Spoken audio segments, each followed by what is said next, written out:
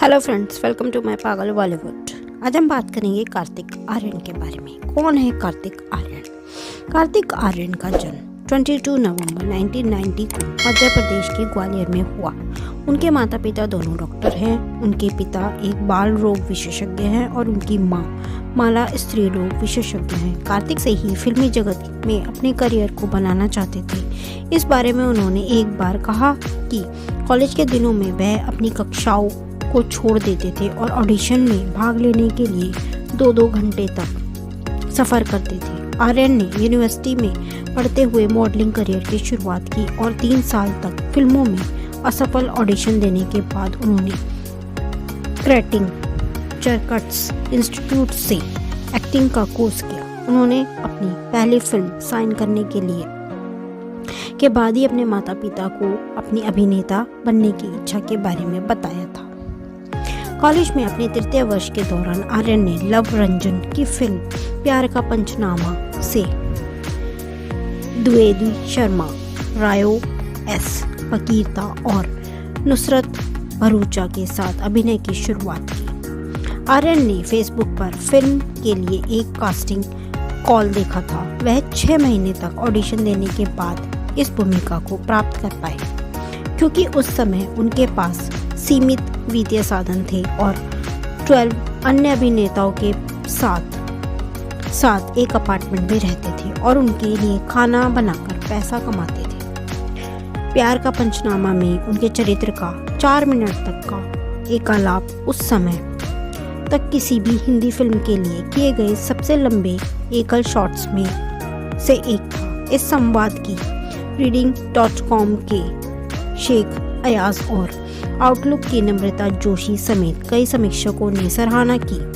हालांकि जोशी ने प्रत्येक महिला पात्र को पत्थर के दिल के रूप में चित्रित करने के लिए फिल्म की आलोचना भी की थी। फिल्म बॉक्स ऑफिस पर हिट के रूप में उभरी और उनकी भूमिका के लिए आर्यन को सर्वश्रेष्ठ पुरुष पदार्पण के लिए प्रोड्यूसर्स गिल्ड फिल्म अवार्ड्स के लिए नामांकन किया गया। प्यार का पंचनामा की रिलीज के बाद आर्यन ने अपनी मां की जिद पर इंजीनियरिंग की डिग्री पूरी की। उनकी अगली फिल्म रिलीज 2 साल बाद आई, जब उन्होंने एक बार फिर रंजन और भरूचा के साथ रोमांस आकाशवाणी में काम किया। फिल्म दोनों शीर्षक प्रेमियों के बारे में है, जो वाणी के एक अपमानजनक पति से शादी करने के कारण अलग हो जाते हैं। आर्यन की पिछली फिल्मों के छायाकार सुधीर चौधरी ने सुभाष घई को उनका काम दिखाया, जिससे प्रभावित होकर घई ने उन्हें अपनी आगामी फिल्म कांची द अनब्रेकेबल में कास्ट किया, जो एक महिला की न्याय की तलाश के बारे में थी जब उसके पति की हत्या राजनेताओं द्वारा की जाती है। फिल्म में आर्यन ने शीर्षक चरित्र के पति के रूप में भूमिका निभाई थी। एक संक्षिप्त भूमिका के बावजूद आर्यन ने घई के साथ काम करने के लिए परियोजनाएं के लिए सहमति व्यक्त की। एनडीटीवी के सैम्बल चटर्जी ने फिल्म को नापसंद किया, लेकिन लिखा है कि आर्यन स्क्रीन पर मजबूती से मौजूद हैं और एक मुख्यधारा के बॉलीवुड प्रेमी लड़के के लिए जरूरी सभी गुणों की झलक दिखाते हैं। आकाशवाणी और कांची दोनों ने व्यावसायिक रूप से अच्छा प्रदर्शन नहीं किया, जिससे आर्यन के करियर की संभावनाओं पर सवाल उठने लगे। परंतु 2015 में आर्यन ने रंजन की कॉमेडी सीक्वल प्यार का पंचनामा 2 में अभिनय किया, जिसमें उनके और भरूचा सहित कुछ मूल कलाकारों के चरित्रों को रखा गया था, जबकि ओमकार कपूर और सनी सिंह समेत कई अन्य अभिनेताओं को जोड़ा गया था, जिसमें उन्होंने 7 मिनट का एक एकल शॉट एकालाप किया। द गार्डियन के माइक मैककहिल ने फिल्म की भूमिका महिला के रूप में खराब संचालन की आलोचना की, लेकिन आर्यन और भरूचा के किरदारों के बीच हंसी मजाक को फिल्म का मुख्य आकर्षण माना गया। मिड डे की शुभा शेट्टी गुहा ने भी गलत विषयों पर ध्यान दिया, लेकिन इसके कुछ हिस्सों को अपमानजनक रूप से मजाकिया पाया। फिल्म में सेक्सिज्म के बारे में पूछे जाने पर आर्यन ने कहा कि लैंगिक समानता के प्रस्ताव के रूप में उनके चरित्र ने उनकी व्यक्तित्व मान्यताओं को प्रतिबंधित नहीं किया है।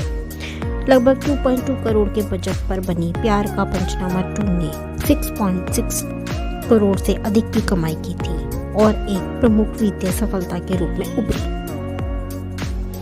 आर्यन को तब व्यापक सफलता मिली जब उन्होंने सोनू की KT2 की स्वीटी फिल्म के लिए चौथी बार रंजन और भरूचा के साथ सहयोग किया। वह सोनू आर्यन की कहानी बताती हैं जो अपने सबसे अच्छे मित्र सनी सिंह को उनकी मंगेतर भरूचा से अलग करने की साजिश करता है क्योंकि सोनू को उनके चरित्र पर संदेह है।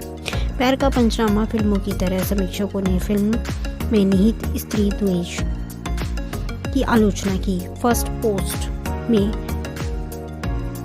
MS वेंटिकेड ने फिल्म के समलैंगिक उपक्रमों पर ध्यान दिया, लेकिन इसे एक शराबी महिला घृणा उत्सव के रूप में पेश किया गया और पाया कि आर्यन उसमें थकाऊ और नीरस थे।